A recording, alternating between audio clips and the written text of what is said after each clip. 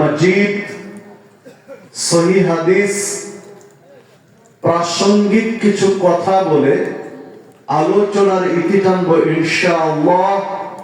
ওয়া তাওফীকি ইল্লা বিল্লাহ আলাইহি তাওয়াক্কালতু ওয়া ইলাইহি উনীব। সম্মানিত দ্বীনি ভাতৃমণ্ডলী, আলোচনার শুরুতে শুকরিয়া আদায় করি আল্লাহ রাব্বুল আলামিনের, যিনি আপনাকে আমাকে এই রকম একটি বৈঠকের জন্য কবুল করেছেন। আলহামদুলিল্লাহ, সকলে বলি আলহামদুলিল্লাহ।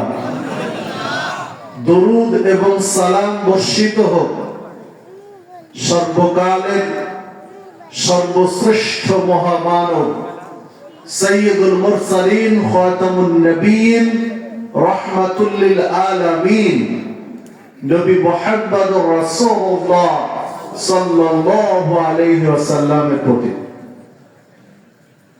যারা আশেপাশে ঘোরাফেরা করছেন, অযথা সময় নষ্ট করছেন, তাদের দৃষ্টি আকর্ষণ করছে, আসুন, যথেষ্ট জায়গা রয়েছে প্যান্ডেলে, বসে আলোচনা শোনার প্রস্তুতি নিন। আজকের মূল আকর্ষণ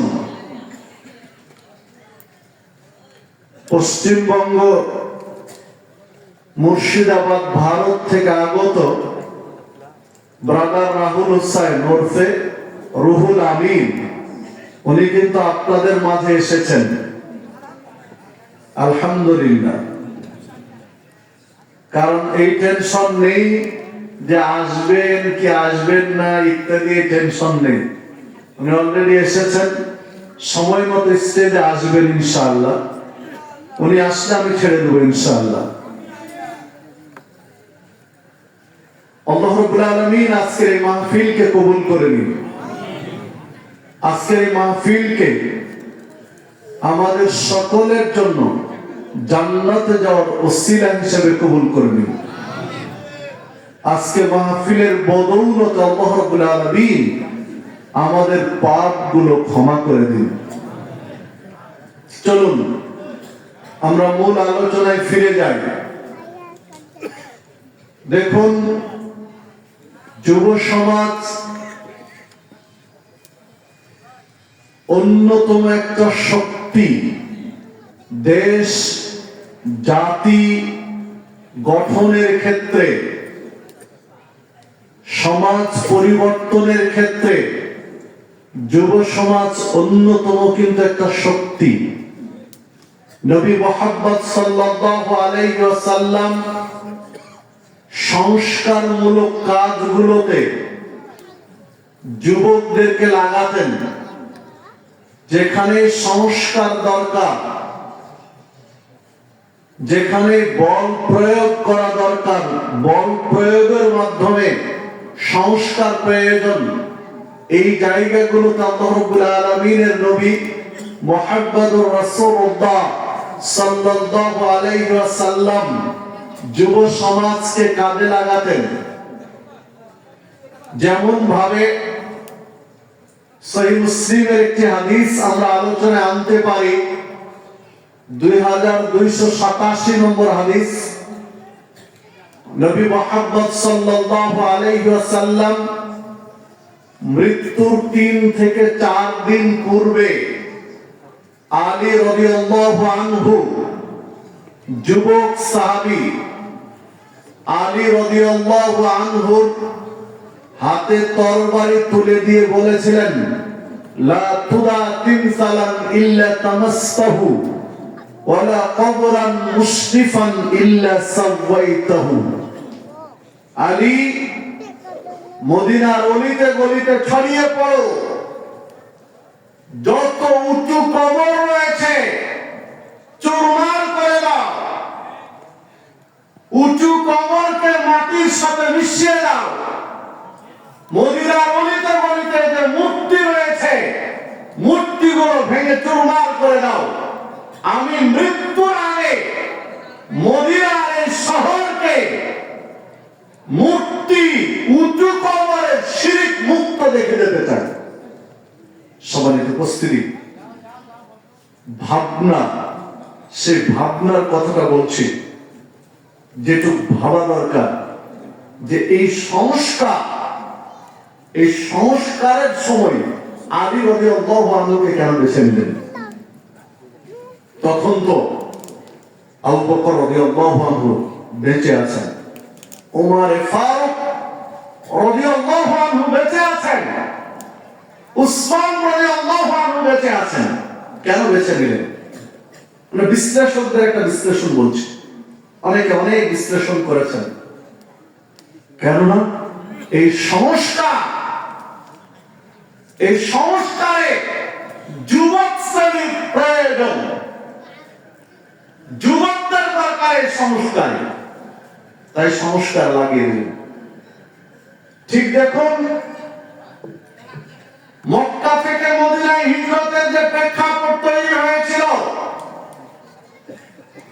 মক্কা থেকে মদিনায় হিজরতের প্রেক্ষাপট তৈরিতে 6, পরবর্তী বছরে 12, নবমী 10ম বছরে 6 জন, 11তম বছরে 12 জন কাজ করেছিলেন, মদিনায় দাওয়াতি কাজ করেছিলেন। 12 জনের প্রত্যেকেই ছিলেন যুবক। এই 12 জন যখন মদিনায় দাওয়াতি কাজ করতে যান, তখন রাসূলুল্লাহ সাল্লাল্লাহু আলাইহি ওয়াসাল্লামের কাছে একজন দায়ী চাইলেন যে আমরা দিন কম বুঝি, ইসলাম গ্রহণ অল্প সময় হয়েছে, ইসলাম গ্রহণ খুব বেশি আগে করিনি, বিধায় দিন প্রচার প্রসারে দাওয়াতি কাজের জন্য যে ইলমটুকু দরকার, যথেষ্ট ঘাটতি রয়েছে আমাদের। তো আপনি এমন একজন ব্যক্তিকে আমাদের 12 জনের সাথে দেন, যিনি আমাদের চেয়ে দ্বীনি জ্ঞানে, ধর্মীয় জ্ঞানে, দাওয়াতি কার্যক্রমের জ্ঞানে আমাদের চেয়ে পটু হবে। এইরকম একজন ব্যক্তিকে আমাদের সাথে দিন। আমরা মক্কার 12 জন যুবক আপনার দেওয়া ওই দায়ীকে নিয়ে, তাকে নিয়ে আমরা মদিনায় দাওয়াত দেব। নবী মুহাম্মদ সাল্লাল্লাহু আলাইহি ওয়াসাল্লাম এই 12 জন যুবকের সাথে একজন দায়ী নির্বাচন করলেন।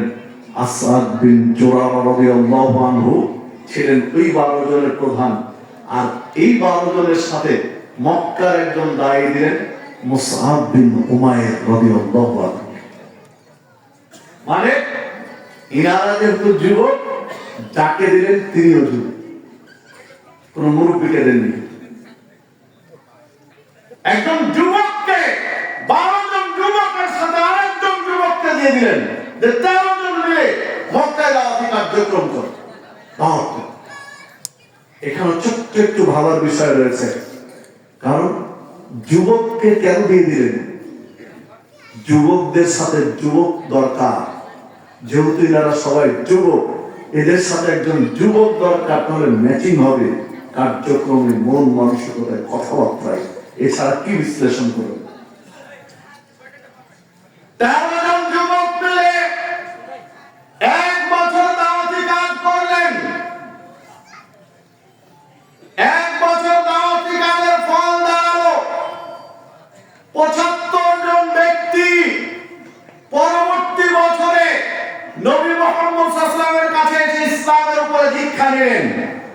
13তম বর্ষে এসে আল্লাহ রাব্বুল আলামিন জানিয়ে দিলেন যে মক্কায় থাকা লাগবে না, মদিনায় ক্ষেত্র প্রস্তুত হয়েছে, আপনি মদিনায় হিজরত করে চলে যান। মক্কা ছেড়ে মদিনায় চলে গেলেন। আমি যে কথাটা বোঝানোর জন্য ইতিহাসটুকু টানছিলাম, সেটা হচ্ছে মক্কা থেকে মদিনায় হিজরতের প্রেক্ষাপট তৈরিতে যারা সবচেয়ে বেশি ভূমিকা রেখেছিলেন, তারা ছিল